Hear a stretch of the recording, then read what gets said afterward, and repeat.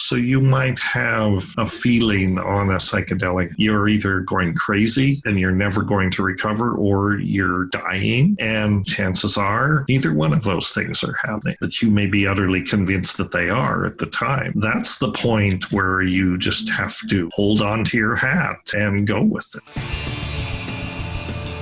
Charge up your axons, ready your receptors, and shift your lobes into upper beta phase. You are listening to Smart Drug Smarts, the podcast dedicated to helping you optimize your brain with the latest breakthroughs in neuroscience, nootropics, and psychopharmacology.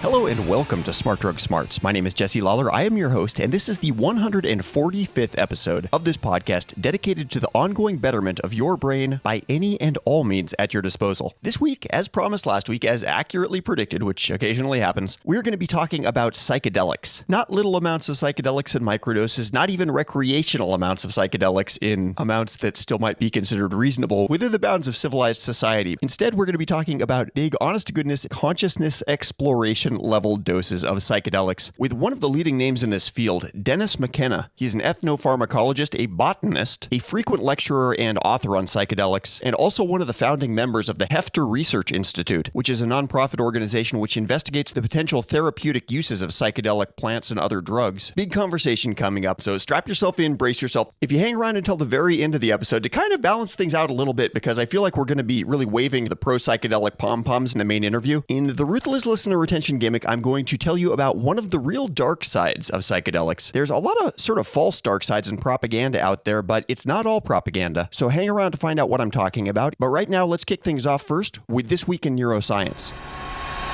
Smart Drug Smarts, This Week in Neuroscience. So I remember when I was a kid, I had a little bit of left-hander envy. I'm a right-hander, but lefties, I think in an effort to keep kids from teasing them because they were different, it was always like, oh, the left-handed kids are these extra special, creative little special snowflakes. That sounded pretty good from my side of the fence, but as we've come to learn in the last couple of decades, most of the generalizations about right-handers, left-handers, right brain, left brain, all that stuff, it's like Johnny Depp said about the Pirates Code. They're not so much rules as guidelines. And scientists have been looking at left-handers' brains and trying to see how they operate and to what extent the lateralization of our cognitive morphology actually matters, if it does. So recently, this was a study published earlier this year in May of 2016 at the University of Liverpool. Researchers got down to looking at the links between mathematical abilities and a person's handedness, in this case, a kid's handedness. They had kids between 6 and 17 years of age, a total of 2,300 of them, and they gave them a battery of handedness tests. This is called the Edinburgh Handedness Inventory, which figures out if a person is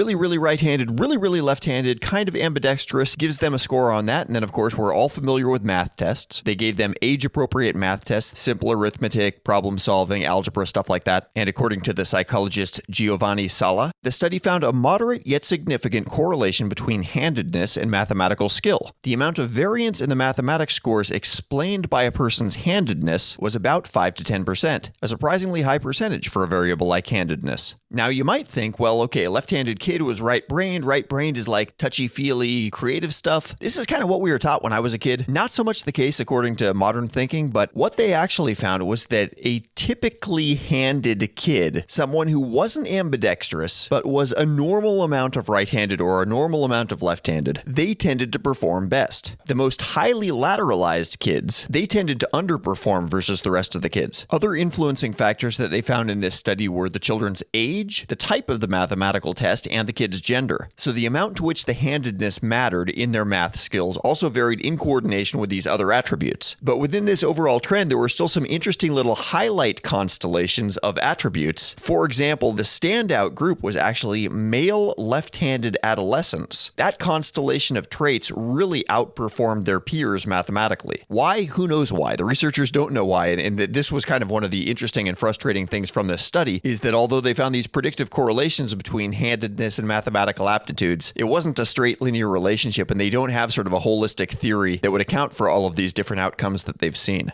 Smart Drug Smarts, the podcast so smart, we have smart in our title, twice. Picked up a 5-star review on iTunes from Dr. MZ, who says, "Addicted. A good friend of mine who is a total geek when it comes to optimizing his body told me about this podcast. It took me a few weeks before I finally listened, but once I started, I have not been able to stop. By far the most consistently excellent podcast out there. Thank you, Dr. MZ. That is high praise. There's a lot of good podcasts out there. There are so many podcasts out there now. I know that we only have so many hours in a week to listen to podcasts, so I thank you for taking the time to get some Smart Drug Smarts in your ears every now and then. And of course, extra special thanks if you take the time to leave a review. That floods our brains with endorphins, and it also makes the iTunes algorithms like us more, so nothing but good things there. Some good news for those of you who wanted a third installment in the Blue trilogy, the Blueberries, Methylene Blue, and it looks like we actually are going to get a third episode, so I think that'll be our first episode trilogy. A very loose trilogy, but a trilogy nonetheless. I heard some official rumblings from Rhiannon over at Axon Labs that she's planning on doing a flash sale of Axon Labs products Nexus and Mitogen sometime soon here. That was something that she was going to be doing on social media. We've got all the stuff that you would expect. We've got a Facebook presence, a Twitter feed, Instagram, YouTube, of course. So whatever your favorite social media platform of choice is, you can probably find a way of following us there. Just keep an eye on the Smart Drug Smart social media stuff. If you're looking for an Axon Labs flash sale, those products Nexus and Mitogen are cognitive and mitochondrial stacks. That probably will be happening maybe a couple of times sometime quite soon here. We do have an email list. Generally, we mail out to that about once a week. And if you have not yet signed up for that, the sign up link there is at smartdrugsmarts.com/newsletter. I think that's about it. We've got a big interview. This is going to be a long one. So hopefully that is a cause for excitement and not cause for alarm. But no more stalling. Here we go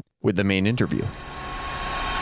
Smart Drug Smarts. So I'm about to be speaking with Dr. Dennis McKenna. If you're familiar with Dennis McKenna, if you've heard him interviewed elsewhere or read any of his work, you might notice that he's not normally introduced as a doctor. And he's not a medical doctor, but he does have a PhD in botanical sciences from the University of British Columbia, where his dissertation, this is over 30 years old at this point, but appropriate to this conversation, was titled The Monoamine Oxidase Inhibitors in Amazonian Hallucinogenic Plants, Ethnobotanical, Phytochemical, and Pharmacological Investigations. And that's probably more along the lines of how Dennis would describe himself as an investigator. I sort of think of Dennis and his late brother Terence McKenna as being like the Paul Revere of psychedelics. You know, Paul Revere was yelling, "The British are coming, the British are coming," and the McKenna brothers played a similar role in the history of the reemergence of psychedelics in Western culture. Dennis's career went a bit more the scientific academic route, and Terence was more of an author and a public persona, sort of a vocal cheerleader and champion for psychedelics. But they had a fantastically interesting partnership. And actually, I read Dennis McKenna's book. He published a book called The Brotherhood of the Screaming Abyss, talking about his childhood and young adulthood in the 60s and early 70s. And basically these two brothers that were just fantastically curious about psychedelics, kind of wondering amongst themselves, why isn't the world paying more attention to this thing over here? But they themselves were willing to take the plunge, really explore the boundaries of these states of mind. And probably most impactful of everything that they've been involved with is a book entitled Psilocybin, the Magic Mushroom Grower's Guide. The McKenna brothers were really the first ones to come up with a reliable method for growing psilocybin mushrooms in the convenience of one's own home rather than having to find some cow poop, which is where they normally grow. So we kind of jump right into this conversation and start throwing around a bunch of terminology, which probably isn't really set up that well within the conversation. So I wanted to kind of predefine a couple of things right here and also direct you back to a couple of past episodes. In number 116, we talked about psilocybin with Dr. Fred Barrett. That wasn't talking about recreational psilocybin or anything like that, but the possible uses of psilocybin in therapeutic applications. Psilocybin is the psychoactive component within magic mushrooms, and that name will get dropped a couple of times in this conversation. In episode number 137, I talked with Dr. Rick Strassman about DMT. Now, DMT is the psychoactive component within a drink called ayahuasca. DMT is a very, very powerful hallucinogen, and it's actually secreted in very small amounts within the human body, but rarely or never in amounts that would actually make somebody have a psychedelic trip. However, if it is smoked or if it is injected, it can be a really, really powerful psychedelic experience. If you just ate a bunch of DMT, nothing would happen. It would be broken down in your stomach. However, ayahuasca, which we'll be talking about a lot within this interview, is a drink which, without going into the details, it combines two different types of plants, one of which has a lot of DMT and the other of which has components which keep the DMT from being broken down within your stomach. So the psychoactive components are able to enter your body through your digestive system, and instead of a really, really intense 3 to 5 minute trip like a person might have on DMT, instead there's a multiple hour psychedelic experience. However, However, and I realize there's a lot of caveats here, and there's one more thing. Unlike a psychedelic like LSD or magic mushrooms that a person could conceivably take in kind of this is going to be fun, I'll take a small amount and go out and hang out with my friends or go to a concert or something like that type environment, ayahuasca is not that kind of drug. It is not something that the human body likes. It is something that makes people want to throw up and poop themselves, and typically one or both of these things will happen.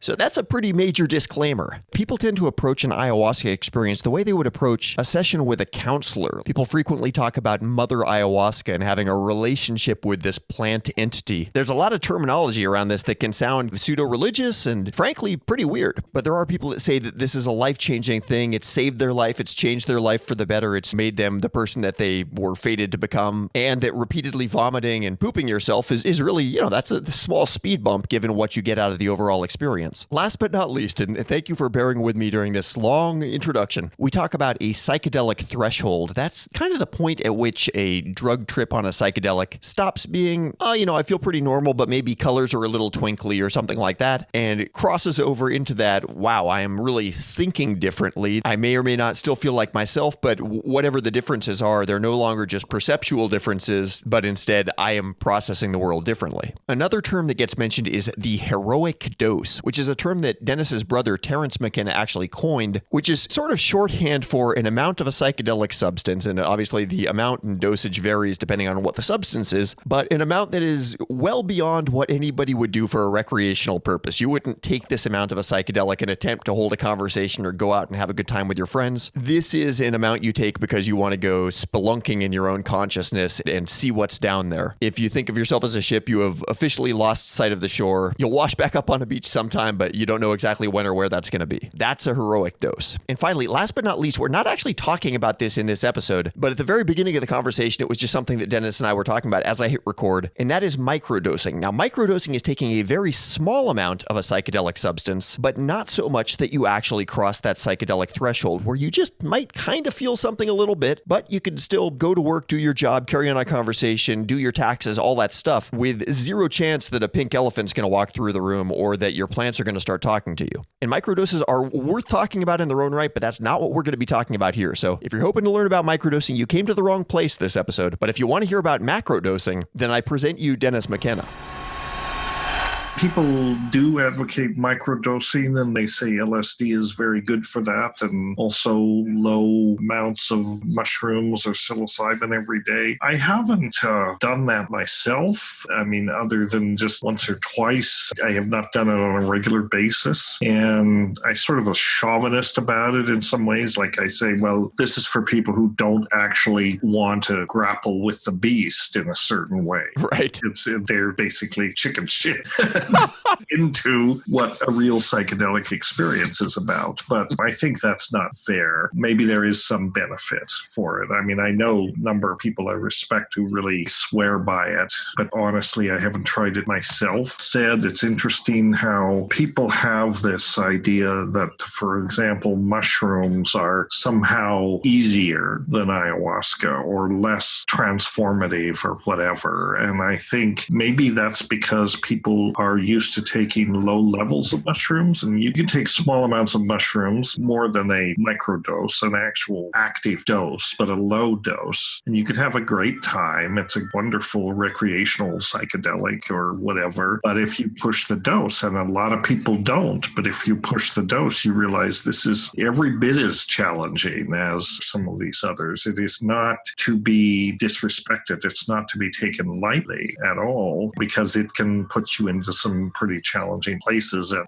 the heroic dose level. People sort of assume that because it's so friendly at the low dose level, that that's what it is. They can take it for years at level and they just use it recreationally, and they never really suspect that if they just pushed it a little bit, the portals of space-time would open and they go through, and it would a whole different ballgame. I'm not faulting them. I mean, people say, well, you should never use these things recreationally. I'm not sure that necessarily necessarily a bad thing to use them recreationally, but you do miss out on on what you might learn from the higher doses. Yeah, I feel like the analogy that comes to mind between microdosing and passing the psychedelic threshold is like the difference between drinking a glass of water and going water skiing. Both of them are completely worthy pursuits. They're just two different things. Yes, two different things for sure. With plant-based or fungal-based hallucinogens, the active ingredients are coming from living things. And so dosing can be a real issue because you never know exactly that living thing, how much of the active ingredients it's going to have produced. And I'm sure a lot of people have experienced maybe taking a dose that they thought was going to be a comfortable, manageable, recreational level dose and winding up blasting on a further trajectory than they'd intended to. How often does that happen? How big a concern is that for people getting these dosages right with plant and fungal-based psychedelics?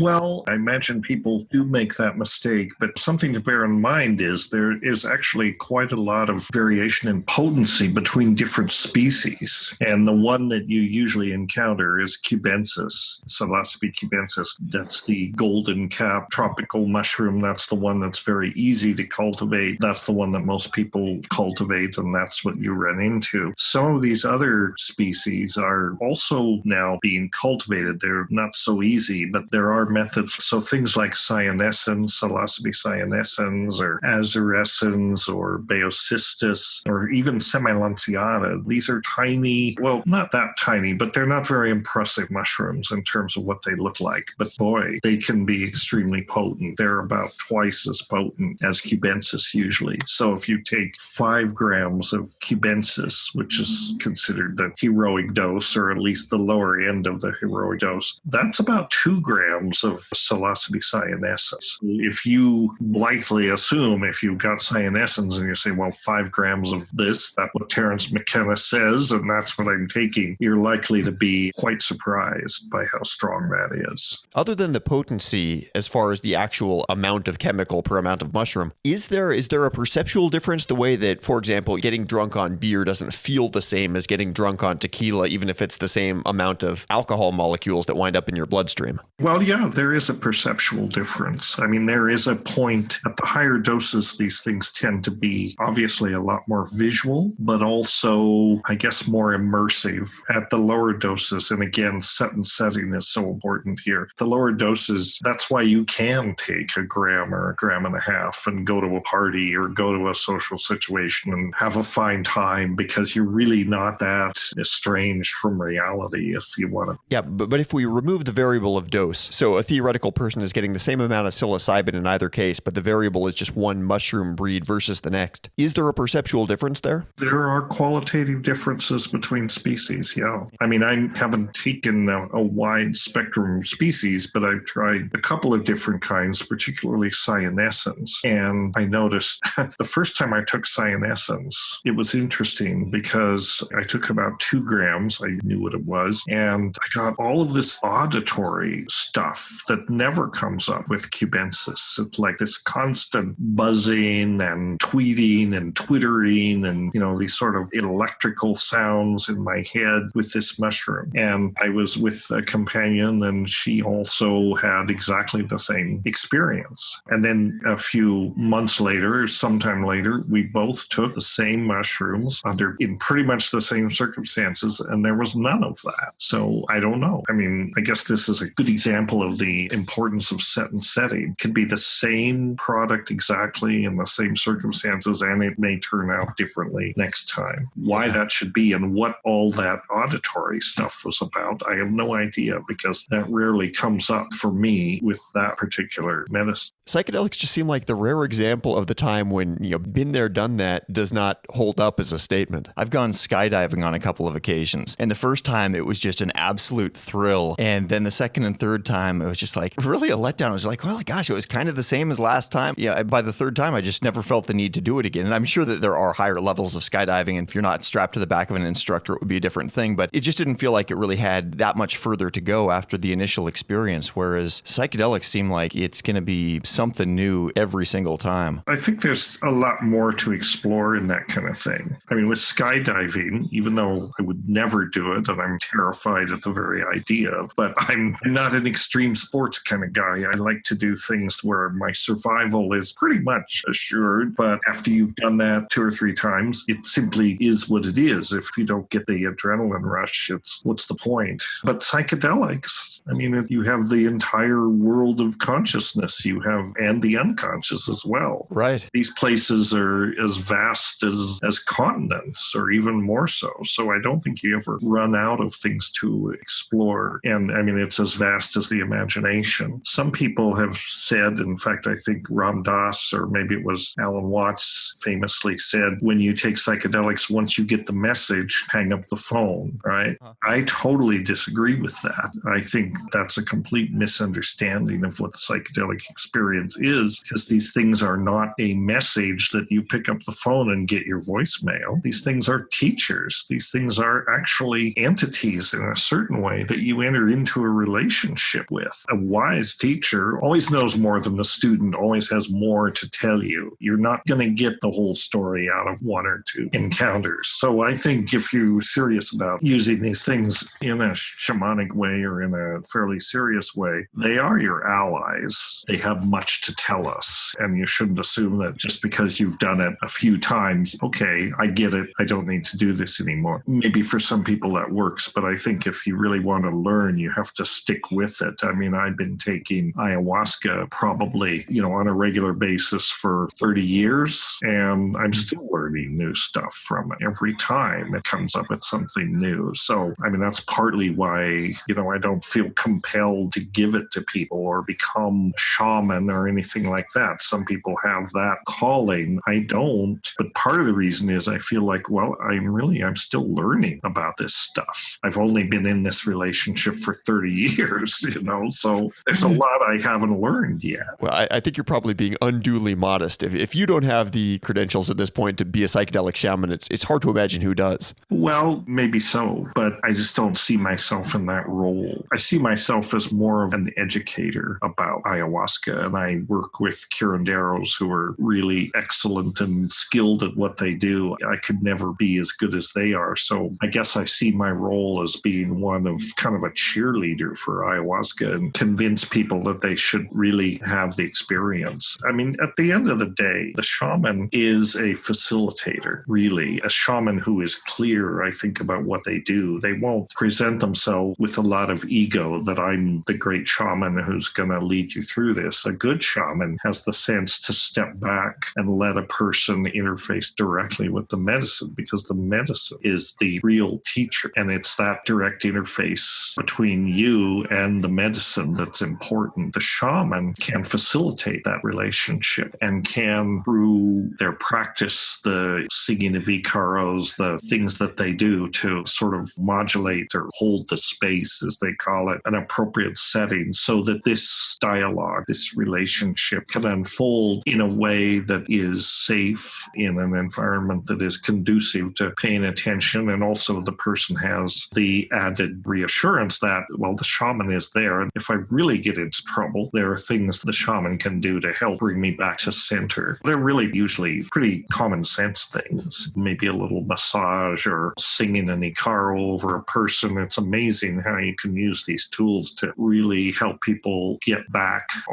to their center if they feel threatened or anxious. That's what a shaman does. And it does work. I mean, there's a lot more to it than that, but it works. I'd like to roll back to something that you said earlier, which was that you don't like feelings of physical danger. But I think a lot of people listening, particularly those who have had bad trips or challenging experiences, whatever the proper nomenclature is these days, you're probably one of the more daring people they could think of, because you've gone to some of the far shores of psychedelic inner space where some really, really scary things can happen. You might not necessarily be in physical danger, but at the time, you're not in a position to even realize that. Can you sort of dissect that a little? Because especially maybe for people that are listening who have not had psychedelic experiences themselves, they might not realize quite how scary things can get. Right. I think a point is important to make, that psychedelics are inherently safe from a toxicological or pharmacological point of view. If you pay attention to set and setting and you're conscious about any drug interaction issues that you may have, I mean, this is stuff you should think about ahead of time. If you're taking SSRIs, for example, you should not take ayahuasca. Whether you should take another psychedelic like psilocybin is another question. Chances are it won't interfere with it, it may actually reduce the effect on SSRIs. So you want to be clear about all that before you take a psychedelic. And then if you get into some difficult places, and that happens, sometimes I say there is really no such thing as a bad trip. Well, I mean, and that's not really true because trips can go seriously bad. But if you paid attention to setting, chances are it's going to be smooth, even though there may be moments of anxiety, moments of panic even. That's not necessarily a serious bad reaction. You just have to sort of remind yourself you're on a drug, it's going to be over in a few hours, and just try and bring yourself back to your baseline just through breathing or just calm down. I mean, the worst thing that can happen is I'm absolutely terrified, I'm anxious, but if you just grit your teeth and hang on, you will get through it. And then if you have a facilitator or shaman or even just a sitter, someone who is there who can maybe put their hand on your shoulder, in that context, that can be extremely reassuring. And you say, oh, okay, it's actually, things are really okay. We encourage people to do trust the medicine to a certain extent. And I think what that means is let go. Don't resist it. You're obviously taking it for a purpose. And the idea is to induce a profound altered state. You've made that commitment. So once that starts to happen, let it happen. Let it go. You can't control it. And the more you try and control it, the more terrifying it becomes. So you have to make the decision ahead of time that I'm going to trust the medicine and surrender to it as much as possible, knowing that you have thought you've controlled every variable ahead of time that might possibly be a real threat. So you might have a feeling on a psychedelic. This happens on ayahuasca, it happens on every psychedelic, that you're either going crazy and you're never going to recover, or you're dying. And chances are neither one of those things are happening. But you may be utterly convinced that they are at the time. That's the point where you just have to hold on to your hat and go with it. Just surrender to it. You talked a lot in your book about, I guess, what I would sort of almost call like a psychedelic apprenticeship to your older brother, where you were still a younger kid living at home while he was off at college at Berkeley. And some of this information was leaking back to you in dribs and drabs over the course of his visits and things like that. I'd love to hear your thoughts on how somebody who is psychedelically inexperienced, how they might know whether psychedelics are going to be right for them. Do you think this is something absolutely everybody and their dog should try, or is it only for certain people? What are your thoughts on that? Well, no, certainly psychedelics are not for everybody. That's number one. Some people should never take psychedelics, and you don't always know if they have maybe a genetic proclivity to schizophrenia, or if they're in a fragile psychological place, or if they have reason to think that there is some underlying mental illness, that these things can erupt. Psychedelics will not drive you crazy. But if you are crazy, and you may not even know it, it can bring that up to the front. And then it can be very destabilizing. And it's very rare, even if their trips are longer than usual. Almost everyone will recover within 24 to 48 hours of taking it, which would be a long time. There is a syndrome recognized called hallucinogen persistent perceptual disorder, or something like that. I'm not sure I'm getting the words in order, but this is where the person doesn't really reintegrate. And these perceptual distortions continue, and delusions and confusion. And that usually comes because they had underlying psychological vulnerability to this. It's hard to know ahead of time if you have it, especially if you have no experience with it. So a couple of things to do if you're curious about this. Number one, totally inform yourself about it, right? And what you should expect, what particular medicine you're taking. Go to arrowwood.org. I always recommend arrowwood.org. It's the best online resource for information about psychedelics. It's EROWID. You probably know it, arrowwood.org. Go to the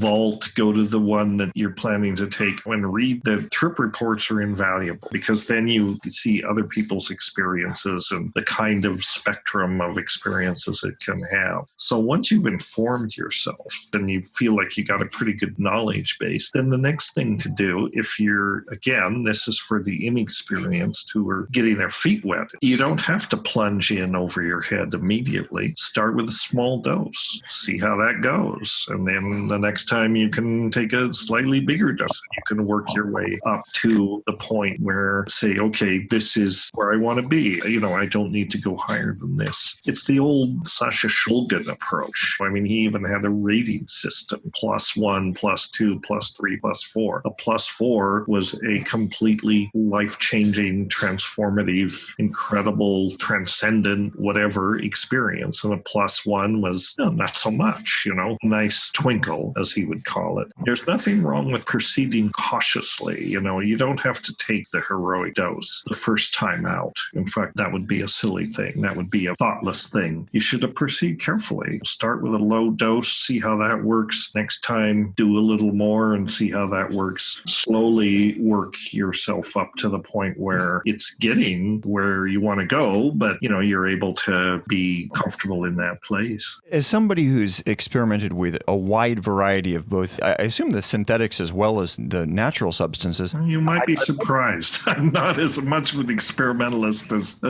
you might think, but anyway. What I'm wondering is, we've talked a lot in this conversation about both ayahuasca and mushrooms. How do you make the decision, this is going to be a weekend where I do ayahuasca versus I'm feeling like mushrooms now? Is this like a white wine versus red wine for dinner? Like what calls that coin toss for you on one psychedelic versus another? There is no set approach to it, except maybe ayahuasca. I probably take ayahuasca much more regularly than anything else, just because I've been working with it for a few years and I know what the effect is, and that is the way that it's used. I take ayahuasca when I go to South America, and I do organize these retreats down there. So the way ayahuasca is used in these circumstances is you usually do several sessions in a short time. Like in the retreats I do, we have 7 days. We do 3 sessions, each with a day in between, right, for reintegrating, processing, thinking about it. And so that you do a series of 3. The first time kind of gets you into the space, as my curandero says, the ayahuasca gets in you. The second time, and then once it's in you, it's there. It takes a while to go away. So the second time is usually the time when things really open up and builds on what you learned the first time, take it again. And then the third time is kind of the integrative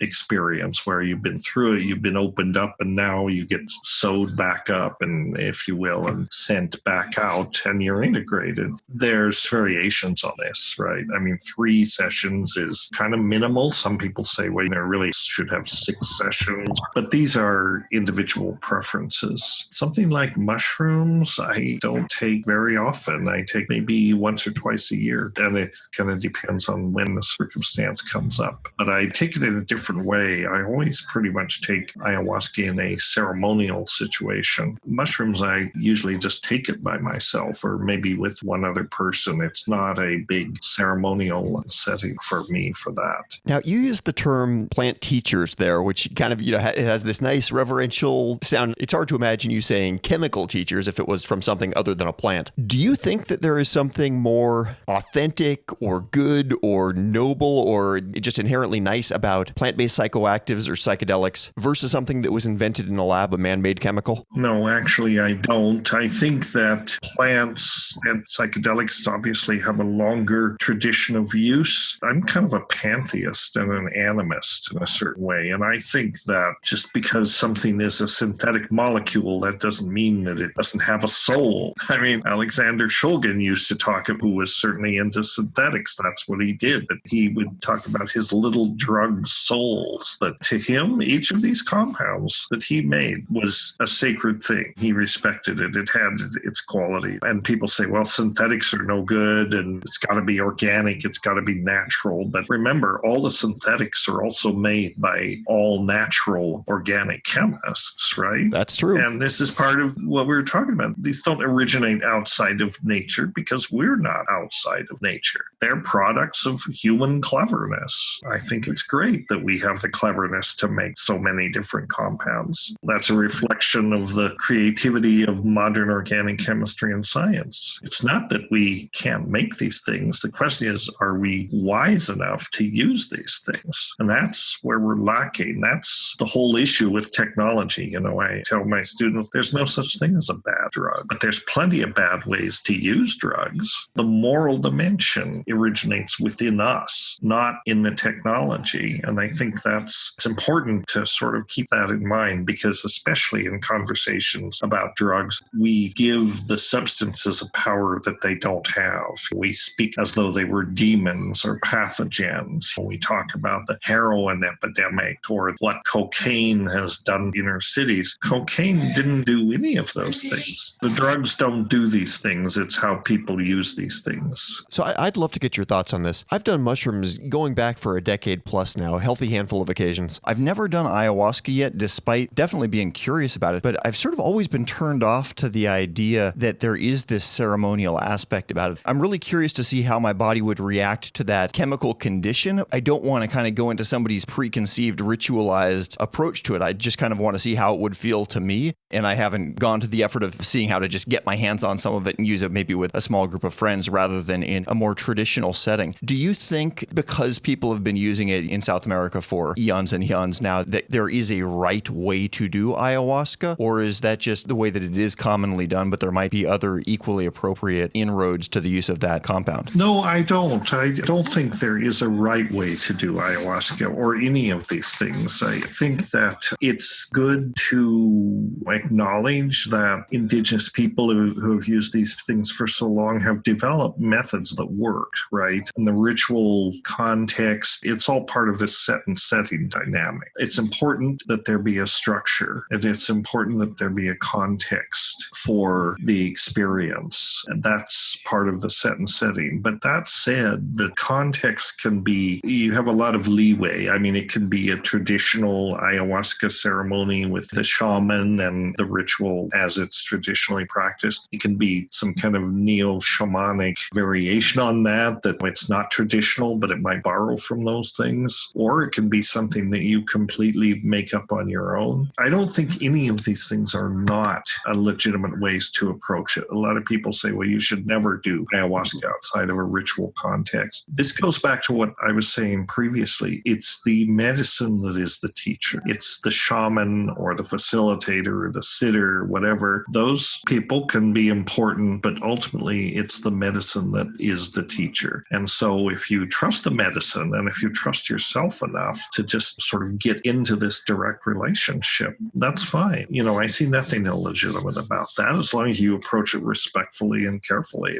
That's the most important thing. And I mean, I have known people who have felt the calling to become shaman or ayahuasqueros, and they go to South America and they apprentice to someone and they do the dieta and they do all this stuff. And that's fine. That's the traditional approach. But I also know people who basically they just do it on their own. When they make it themselves, they take it themselves, and they learn just as much. And I don't think that that's illegitimate at all. That's the beautiful thing about psychedelics in general, I think. You don't have to have a belief system. You don't have to have faith. I mean, you may participate in a traditional ceremony for ayahuasca. I do all the time. That doesn't mean I necessarily believe everything. I find it a compatible set and setting. I do not necessarily buy into the cosmology. I don't necessarily accept all these spirits. That's their worldview. It's fine, and it works for them. But I don't have to buy into these beliefs to experience the medicine and benefit from the traditional set and setting. The same thing goes with some of the churches that use ayahuasca. I mean, they definitely want you to join the church and accept the doctrine. And like every other church, they want you to believe. Well, I've taken ayahuasca with the UDV a number of times. I don't believe in their doctrine, but I believe in their medicine. And they're good people, they're ethical people, but I'm not a practicing member of the UDV. Fortunately, I don't have to be. They invite me to come. But really, it's the direct experience with the medicine that you benefit mostly from. And there's a natural impulse in some ways to find a framework for this stuff. That's a great point. That's really well said. That goes on all the time. That goes on with any real mystery. I mean, the psychedelic experience is really, truly what we call the mysterium tremendum. It's a tremendous mystery. It's terrifying. It's fascinating. You can't take your eyes away from it. I mean, it's the real deal, and it's a direct experience. And as humans, we have this this tendency to want to box when we're confronted with a real mystery, which is almost by definition ineffable. You can't really express it. We have this tendency, we want to put a linguistic box around it. We want to put a framework around it. And this has always gone on in religions. I mean, it's ironic because the mystics of a religion, they encounter these mysterium tremendums, that whether it's drugs or some other thing, and then the religion comes along and tries to put a framework around that and basically do everything they can to neutralize that personal experience. I mean, they want to protect you from that. That's something that only the priests should have access to. And then they will tell you what you're supposed to think about this. So this is part of the objection that I have to religions, because they're not facilitating actual transformative experiences. Their mission is to make sure you don't have those because they're too dangerous. It's not that they're dangerous. They're dangerous because they suggest to people that they should question the status quo. They give you funny ideas, right? That's what Terence used to call them, funny ideas. The fear of the unknown is something we all feel as humans, though. I think when we discover something that is really mysterious, it's natural to want to somehow contextualize it. It just feels like there's this gaping vacuum in our sense of how the world works if we don't try to at least come up with a half-assed answer. Yeah, exactly. And I don't think there's anything wrong with that. I mean, this is what we do when confronted with something like this. Naturally, whatever capacity we have to understand it kicks in because we want to understand it. We want to explain it to ourselves. And you may come to a point where you can say, well, I just really can't explain this. And I just have to accept that this is beyond explanation. What I think we should be cautious about is grabbing onto someone else's explanation of what it is. Right. I mean, everyone's experience is unique. So you should be careful to, the UDV has a model for this, or the Santo Daime has a model, or the Catholic Church has a model for it. These are not models that you came up with. These are kind of like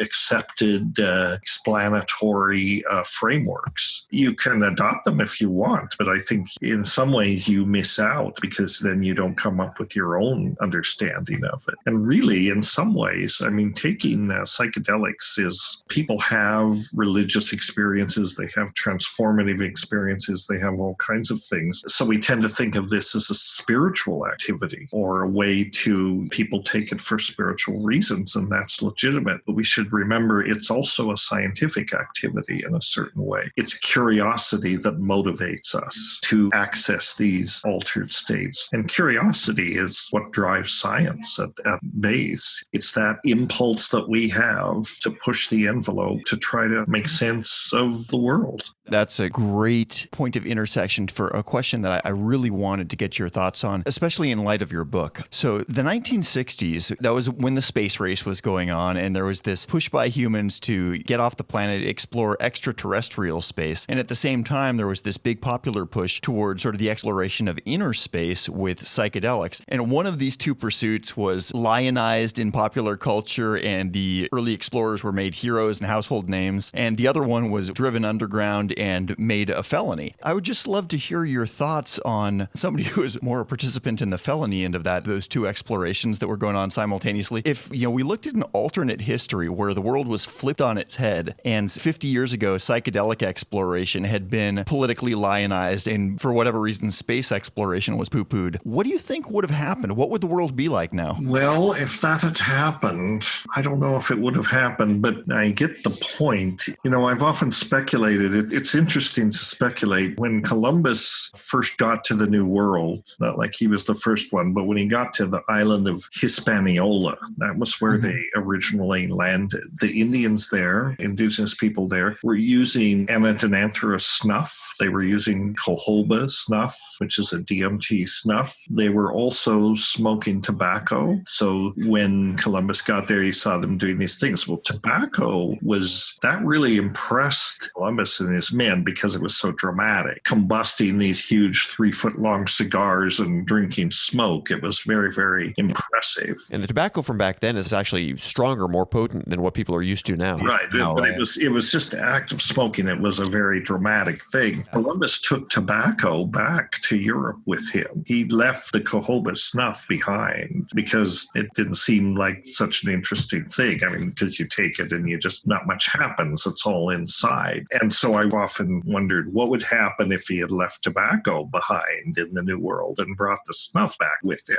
Changed European history as much as tobacco did. I mean, who knows? But it might have made Western culture quite different if we had integrated psychedelics into our culture that early. The thing is, though, our culture, Western culture, does not value inner experience. This has always been a dichotomy. The East, for example, is very much about value of looking inward. The West is all about looking outward. And this goes back to what I was saying about funny ideas. We mistrust inner reflection. We mistrust unconventional ideas because they're unconventional. So they're a threat to the existing world order. So we just don't value that kind of experience as much. It's hard to imagine an alternate history of planet Earth where a culture like indigenous people of the Amazonian rainforest that use ayahuasca were the dominant ones who settled the rest of the globe. At least in our popular mythology, we think of these cultures as being kind of happy the way they are and maybe not having some of that internal discord that leads to, well, we got to go find the Spice Islands or take slaves from elsewhere or whatever it is that motivated the age of exploration. That's exactly it. That's why they didn't do these things, because they're kind of happy the way they are and they just don't have this impulse to spread across the world, conquer people, to extract resources, to do all the things that seem to drive the mania of Western culture. Indigenous people don't seem to have that impulse, much to their detriment in some ways, because we can point to the impact that global culture, Western culture, has had on these pretty fragile indigenous societies. But maybe we've reached a point where they're beginning to get their revenge in a certain way, but in a way that is appropriate. They're not conquering, but the West is becoming fascinated with these indigenous spiritual traditions. So the plants, they are conquering us in a certain way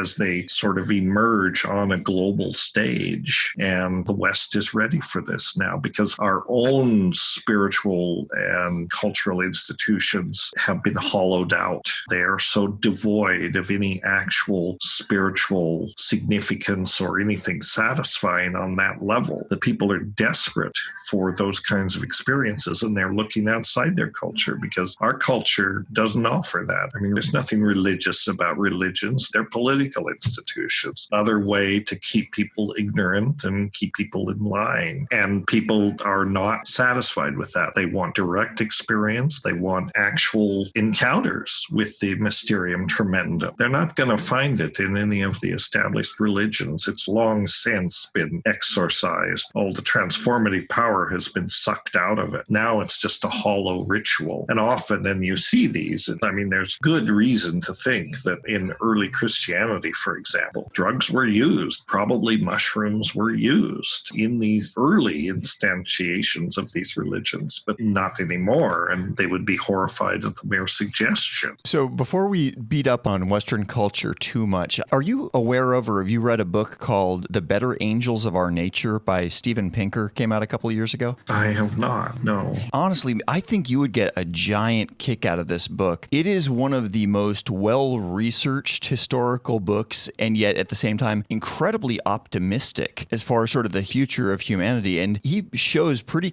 persuasively how humanity is on a nice trajectory. It's like our chances of being killed by our fellow man now are so much less per capita than they have been at any point in history. And basically things have been going on like a nice slope with pockets of problems here and there, and there's backsliding. But basically for like the last several thousand years, things keep getting better and better and better. Everything from the likelihood that a kid is going to be abused by their parents to the likelihood that you're going to be murdered by your neighbor to whatever else. And I feel like it's a nice antidote, some of the data in that book and the ideas that are put forward there, to the idea that, well, culture's just getting worse and worse and everything is so apersonal and the ancients had it right and we've got it wrong. I mean, it's not something we can necessarily talk about now, but I just thought, having read your book and talked with you, I thought it would be a great book to bring to your attention, something something that I think you might actually really enjoy. Yeah, I think I would too. I tend to agree with this. I mean, nobody can argue that in a lot of ways things have gotten a lot better. We have better healthcare. We don't have to work as hard. We have many conveniences and so on. The general trend is to get better. But that said, it's important. I think this is one of the things that ayahuasca, especially, and other psychedelics, one of the reasons that they're going on to this global stage is to send us a message. And the message is that we have to overcome our separateness from nature, or we have to re-understand that we're not separate from nature. We're part of nature, and we're not only part of nature, but we're not even in control here. Because I think the biggest challenge that we face is tremendous damage that we're doing to the global environment, destabilizing the homeostatic feedback mechanisms that keep conditions on the planet within the narrow parameters that life can tolerate.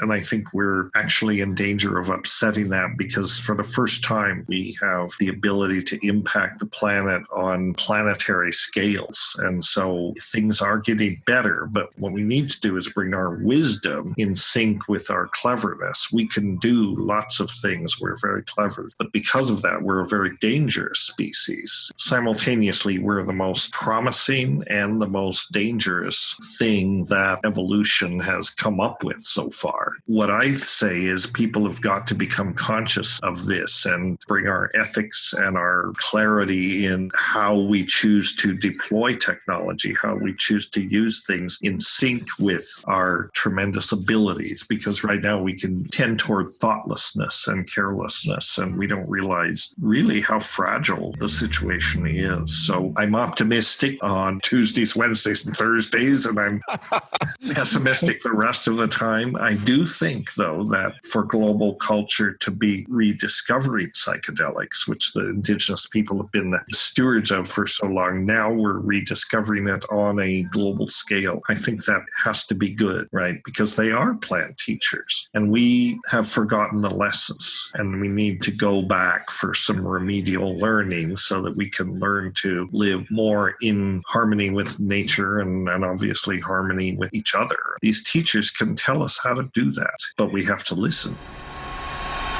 Smart Drug Smarts. So thank you so very, very much to Dennis McKenna for taking the time for that conversation. Dennis is very giving with his time, not just on this podcast, but in the world in general. He's a very visible figure in the world of psychedelics. And as self-effacing and humble a guy as he is, he's really kind of a big deal. If you were to draw like the scattergram of inventors and explorers and stuff like that, I would kind of put the 60s psychedelic explorers, psychonauts as they're sometimes called, somewhere south of the Wright brothers, but probably on an equal par with the astronauts as far as being people that were willing to go to a strange, dangerous, remote place and come back and offer reports for the rest of humanity. That might sound like quite a lofty pedestal to put people on, but if you think I'm off base there, go watch the movie The Right Stuff about the founding of NASA and how most of the early NASA astronauts were test pilots for supersonic jet fighters. These were fighter jocks that were willing to fly these planes with the full understanding that they might crash and die and burn up and never be seen again. That's kind of the comparison that I would draw for people that are going to be taking 5-10 grams of magic mushrooms. That's possibly hard to understand if you've never done a psychedelic, but if you have, it's probably quite clear. In any case, my hat's off to Dennis McKenna. As I mentioned before, Dr. McKenna is on the board of something called the Heffter Research Institute. This is a US-based nonprofit organization focused on finding practical applications for psychedelic technologies. They've got projects going on at any given time, and even more projects they would probably like to be going on. They do take tax-deductible donations, and we will have a link to their website on the page for this show, which will be smartdrugsmarts.com/145. And keeping it on theme, let's move ahead to the ruthless listener retention gimmick. Smart Drug Smarts, ruthless listener retention gimmick. So as Pollyanna said, every dark cloud has a silver lining, and as the Grateful Dead said, every silver lining has a touch of gray. That was a pretty positive pro-psychedelics main interview. So to kind of balance things off a little bit, I did want to bring to your attention one of the potential downsides of psychedelics. Psychedelics, physically, they're actually pretty safe. If you are not prone to psychosis or have psychotic breaks, history of mental illness in your family, things like this, I mean, there's definitely a lot of caveats as to who might want to try psychedelics, but by and large, given that these are typically Schedule 1 drugs and have all this negative stigma around them, you'd think that these would be addictive substances that can knock you over dead, which is not the case at all. But I told you I was going to have sort of a word of warning here, and there is a word of warning, and that is something called hallucinogen persisting perception disorder, which in addition to being somewhat of a tongue twister, this is a mysterious condition. Mysterious because we don't know how prevalent it is, and we don't know exactly what the mechanism of action within the body is, but the medical community takes it seriously enough that it is listed in the DSM, that is the Diagnostic and Statistical Manual of Mental Disorders, which is kind of like the big official medical canonical text of ways that your brain can misbehave. And HPPD, or hallucinogen persisting perception disorder, is what they call it when some of the visual effects, typically visual, it could sometimes be auditory too, but it sounds like 99% of the time this is visual, when some of the visual effects that are associated with psychedelic trips don't go away after a person sobers up. Something in the sensory system of their brain kind of stays locked in this trippy visuals phase, and even though the person realizes that what they're seeing is a visual illusion, they don't stop seeing it. They can't shake it off and drink a strong glass of water and come back to normal. It could stick with them for weeks, months, in some cases years and decades. Now, one of the common questions about HPPD is, are these flashbacks? Is it the same thing as an LSD flashback? The answer on that is no. These were sort of conflated terms for a long time, particularly in the 1960s and 70s, but flashbacks, it's now pretty well accepted, are essentially post-traumatic stress disorder response to a situation that originally occurred while a person was tripping on a psychedelic. So that's a flashback. And a flashback, a person could not really have a grip on what's real and what's not. But it's also sort of a quick time-boxed thing. It's happening, then it's not happening. It sucks, but it's over. HPPD, on the other hand, is just an ongoing visual perceptual disorder. Your vision sucks. But it doesn't suck in just like you need a pair of glasses. It sucks in a psychedelic sort of way. Examples of possible symptoms include after images, color confusion, the reduced ability to discriminate color, so that could be like color blindness, difficulty reading, like text may sway back and forth, letters may vanish into an alphabet soup. There could be flashes of color, geometric patterns, halos around objects, size distortions, or visual static or snow. So a lot of symptoms, all kind of nasty. But here's the weird thing. Again, they don't know why this happens. This has been associated with drugs ranging from LSD, DMT, 5-MeO-DMT, MDA, MDMA, psilocybin, diphenhydramine, PCP, synthetic cannabis, and other things that you probably haven't heard of and I probably can't pronounce correctly. But there's a whole lot of them, and to make matters even more confusing, of course, most people that use these drugs never wind up with HPPD, and there are people that wind up with HPPD that have never done any of these drugs. Researchers stress that visual abnormalities can be caused by lots of different things. Examples include migraines, brain infections or lesions, epilepsy, and a number of mental disorders, ranging from schizophrenia to Parkinson's disease. But for a person to be diagnosed with HPPD, these other potential causes must be ruled out, which almost sounds as if none of the likely suspects are available and a person has a history of psychedelics use, then they kind of blame it on the psychedelics and say, aha, it was that acid you did. Which seems a bit unfair, but they've got a name and they put it in the DSM and it's a thing. But because the use of psychedelics is neither necessary nor sufficient to cause HPPD in people, it kind of seems like they probably shouldn't have that H, the H for hallucinogen, in the name. And when they actually tease apart what's going on within the brain to cause this disorder, they might reclassify and rename it. That's just me speculating. But this is worth paying attention to. It's something that does happen on occasion. Most people that wind up with HPPD as a result of psychedelics use, it happens pretty quickly. They don't build up a very long psychedelic resume before this happens. Finally, the probability of developing HPPD after consuming a hallucinogen is not known, but the number has got to be pretty small. In a review article on the subject, researchers John Halpern and Harrison Pope wrote, "The data do not permit us to estimate, even crudely, the prevalence of strict HPPD." They noted that in their evaluation of 500 Native American church members who had taken the hallucinogenic cactus peyote on at least 100 occasions, none of them had HPPD. We like to think of ourselves as a digital speakeasy for brain hackers, but you can call us Smart Drug Smarts. Okay, that is it for episode number 145. You have made it to the very, very end. Thank you for hanging around with us. And if you enjoyed this episode, please tell a couple of friends about Smart Drug Smarts. They can find us at smartdrugsmarts.com. And for this particular episode, along with the links to everything that we talked about today, that's online at smartdrugsmarts.com/145. In last week's episode, we talked about the significantly more legal compound, alpha GPC. That was episode number 144. Next week, I'm not exactly sure what we're going to be doing for you. We might be talking ketone esters and animal fats and ketosis, or maybe not. Maybe it'll be something else. By the way, public call to arms. Halloween is now within spitting distance. It's at least as far as scheduling this podcast, we can see Halloween coming down the horizon. If you have any ideas for a Smart Drug Smarts appropriate Halloween episode topic, definitely drop me an email, jesse@smartdrugsmarts.com. That is also, by the way, the email that I email the Brain Breakfast newsletter from. So if you've already signed up for that newsletter, all you have to do is hit reply, and that winds up in my somewhat overcrowded but very welcoming inbox. But that is all for today. I'll be back at you next week, same time, same podcast, with that same unflagging, undiminished enthusiasm for helping you fine-tune the performance of your own brain. Have a great week, and stay smart. You've been listening to the Smart Drug Smarts podcast. Visit us online at www.smartdrugsmarts.com and subscribe to our mailing list to keep your neurons buzzing with the latest in brain optimization. Smart Drug Smarts should be listened to for entertainment purposes only, although some guests on the show are medical doctors, most are not, and the host is just some random guy. Nothing you hear on this podcast or read at smartdrugsmarts.com should be considered medical advice. Consult your doctor and use some damn common sense before doing anything you think might have a lasting impact on your brain.